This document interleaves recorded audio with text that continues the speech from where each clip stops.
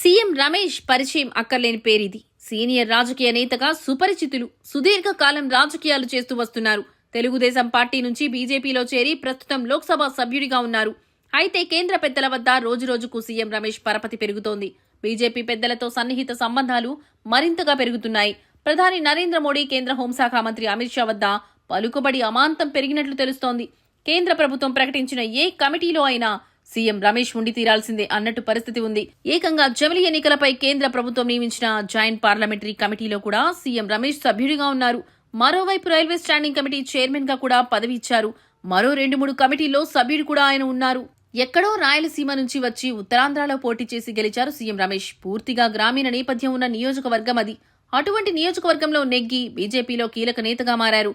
AP BJP అంటే ప్రముఖంగా ఆయన పేరు వినిపించే స్థాయికి చేరారు. ప్రధాని నరేంద్ర మోడీ ఏపీకి వచ్చిన ప్రతిసారి సీఎం రమేష్ కు అత్యంత ప్రాధాన్యత దక్కుతోంది. గతంలో విశాఖ పర్యటనకు ప్రధాని మోదీ వచ్చినప్పుడు సీఎం రమేష్ హవా బాగా కనిపించింది. ప్రధాని నరేంద్ర మోడీని స్వాగతం పలుకుతూ సభలోనే ప్రసంగం చేశారు సీఎం రమేష్. బీజేపీకి చెందిన అనేక ఇతర సేవలు ఉన్నప్పటికీ సీఎం రమేష్ కి అవకాశం ఇవ్వడం ద్వారా బీజేపీ పెద్దలు ఆయనకు ఎంతటి ప్రాధాన్యమిస్తున్నారో అర్థమవుతుంది.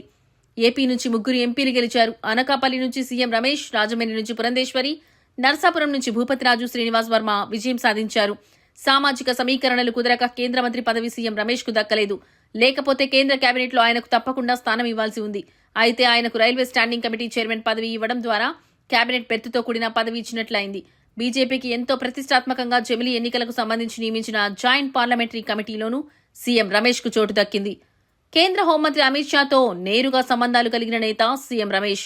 ఏపీలో కూటమి పరంగా, భారతీయ జనతా పార్టీ పరంగా ఏ ఆలోచన అయినా ఇప్పుడు సీఎం రమేష్ తోనే చేస్తున్నారు.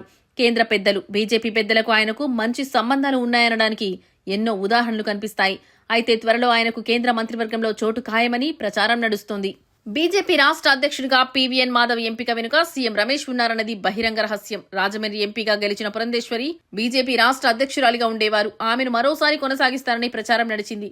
అయితే అనూహ్యంగా పీవీఎన్ మాధవ్ కు ఆ పదవి దక్కింది. దాని వెనుక సీఎం రమేష్ ఉన్నారు. సీఎం రమేష్ అనకాపల్లి పార్లమెంట్ స్థానం నుంచి పోటీ చేసిన నాటి నుంచి ఆయన గెలుపు కోసం కృషి చేశారు మాధవ్. అందుకే మాధవ్ విషయంలో ప్రత్యేక ఆలోచన చేశారు సీఎం రమేష్. ఆ పదవి కోసం విపరీతమైన పోటీ ఉంది ఏపీ బీజేపీలో.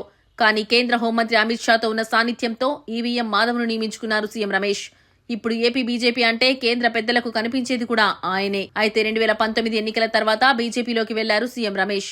కానీ ఈ అనతి కాలంలోనే బీజేపీ పెద్దల తలలో నాలుకగా మారారు. మున్ముందు బీజేపీలో సీఎం రమేష్ క్రియాశీలక పాత్ర పోషిస్తారని పొలిటికల్ పండిట్స్ కూడా భావిస్తున్నారు.